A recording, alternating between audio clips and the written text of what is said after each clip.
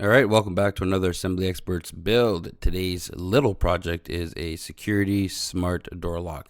Don't know how to pronounce the name, so I'm just going to say EUFY. I think it's EUFY.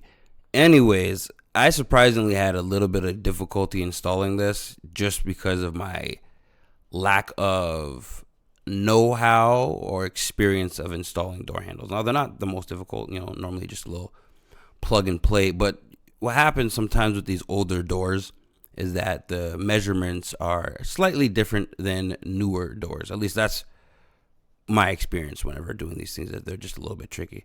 So it took me a little bit to figure out some things. I was like, what's going on with this door here?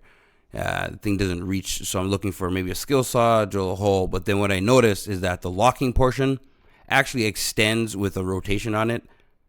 Didn't know that. I did check the manual. Manual does not have any information. They wanted me to download the information with a, a Bluetooth scanner thing. What do they call those things? Things you scan off of somebody's phone. QR code. There we go. QR code. They wanted me to scan a QR code, and I said, to hell with that. I'll figure it out. And I did. I figured it out. Now, the weirdest part about this door was installing the latch onto the frame itself right here.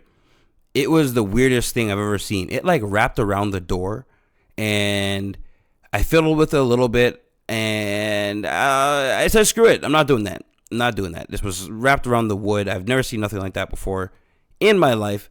So I said, we don't need to do that. We're just going to leave that alone. I was a bit curious to see how it was fully installed, but it looked like I may not have been able to reverse it. But either way, we got it done. I got it complete. It looks good. It works. It functions. And that's pretty much it, That's a EUFY door installation.